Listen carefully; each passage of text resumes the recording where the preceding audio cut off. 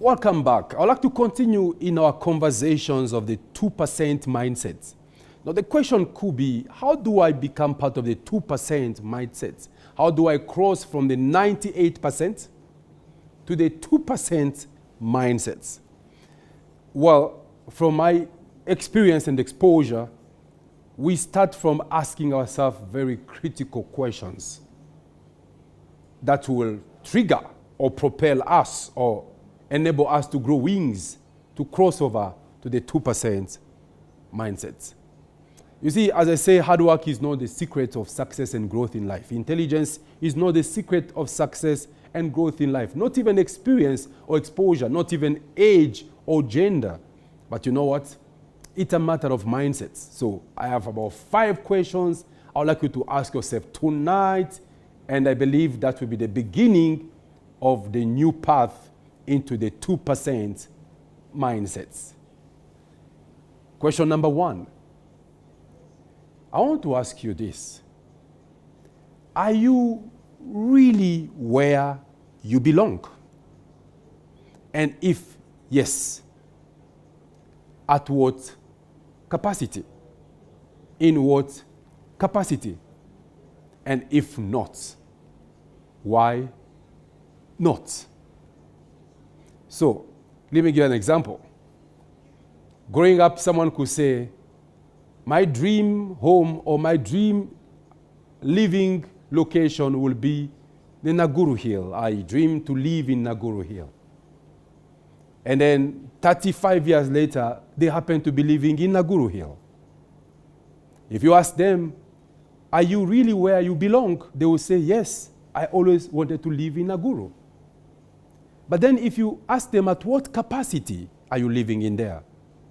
There could be a shamba boy, there could be a housemaid, or there could be a security guard that lives within the compound in Naguru. They are living where they thought they belong, but then at what capacity? And most of us in life, we could be where we belong, but then the capacity, the identity, the level of belonging is what is questionable. So that's question number 1 that I'd like you to answer. Are you really where you belong in life at this particular time, under these circumstances, at this age, with the experience acquired, with the exposure you've had? Are you really where you belong? If yes, at what capacity? If not, why not? My question number 2 will be, is that all what you've got to offer? Looking at your aspirations, looking at your potential, looking at your education, looking at your exposure, looking at what you really are or what you are made of, is that all what you've got to offer to your employer, to your family, to the country, to the community, to the church, and to yourself? Is that all what you've got to offer? Question number 3. Is there more to you than what we all see? Or is there more to you than what you see? If you sit back and ask this question to yourself, could there be something bigger that is hidden to yourself and to the people around you that you could be offering by now that you're not offering? Is there more into you than what we all see? Question number 4. Is there more to you than what you do? You are known as a technical person. You are known as an expert. You are known as this particular professional. But the question is there more to you than what you do? You have a label. You have a description. You have a title. Is there more to you than what you do? That's a question that you want to be asking if you want to really cultivate a growth mindset. Then question number 5. Is there more to you than what we all know? We know you for something. We know you for something. But is there more to you than what we all know? Because let me tell you, there are things that are unknown to you and unknown to others. There are things that are known to others and unknown to you.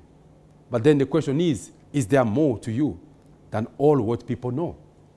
These are just questions to trigger a process of cultivating a growth mindset, a process of searching, a process of digging and digging deeper and searching further to discover the real you that belong to the other side of the fence, the 2% growth mindset. But again, as I said earlier, then how do I become or how do I belong to the 2% growth mindset? You see, there's a universal law. It's called the law of cause and effect. They say for every cause there is an effect. Effect do not just stand on their own. There must be a cause for there to be an effect.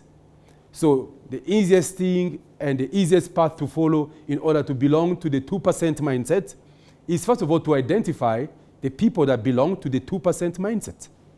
They are rare. As I say, the 2% creates a world that the 98% lives in on their terms and conditions, at their will and at their designs. So, first things first, figure out where you work, where you live, who looks like they belong to the 2%. And that's number one. Number two, you should not look at the hows and the whats. You should ask, why are they in the 2%? Now remember earlier I say he who knows the how will always have a job, but unfortunately will work for he who knows the why. So if I figure out who belongs to the 2%, according to the descriptions on this show, the second thing I should ask myself is, why are they part of the 2% and not part of the 98%? In my career coaching and interaction with many professionals, I see a lot of people really bothered about the hows, about the what. They are bothered about the process and the destination, but they are not bothered about the purpose, the why, behind the process and the destination. So there's a book by Simon Sinek titled Start With Why. So in order to belong to the 2% mindset, I say number one, identify people in the 2% mindset community. And number two, ask yourself the question, why? Why are they in the 2% when we belong in the 98%? And number three, after finding out about the why, the third thing you should do is to ask yourself, do I have what it takes to move to the 2% world population mindset people community? Do I have what it takes to belong to the 2% world population? Now, so what does it take for you to be part of the 2% world population? I'll tell you a story. You see, many opportunities in the world are denied to many people, not because there is not enough space around the table or not enough seat across the room, but simply because people have not what it takes to be invited at the high table or to be given a space or a seat around the table. In one of my books, Be Inspired Before You Expire, I share a story. I say as a child, we had this very rich neighbor who was so generous and threw parties and celebrations once a year for the entire community. And this time around, this fellow invited every child and every family into a 5-star hotel for a big Thanksgiving celebration. But then at the eve or on the day of the party, it was made known to me that the hotel had rules and policies. That people that attended dinners and parties at that hotel, they had to show up at the hotel with full, long trousers. Whoever had a short pants was not allowed as per the hotel rules and regulation. Now guess what? I showed up with friends and family at the hotel. I was stopped from entering. Not because I was ineligible, but because I did not have the right attire. Was the party going on? Yes. Was there food at the party? There was food at the party. Was there music at the party? Yes, there was music. Was everything paid for? Yes, it was paid for. But what got me denied to enter and access the party is because I did not have what it takes to be part of the party. So, is there a world called the 2% mindset world? Yes. Are these people creating a world for the rest of the 98%? Yes. Are these people influencing and controlling the economies of the world? Yes. Are these people living their wildest dreams and imagination? Yes. But why is it that not everybody is part of that exclusive club? Because most people do not have what it takes to be part of that exclusive part. Now, the most important conversation will be, what does it take for me to be part of the 2% mindset world that influence the 98% of the rest of the world? That will be the conversation in our next episode. Until then, as you go to bed tonight, think about this. The 2% mindset. It's a choice. Be inspired before you expire. Good night.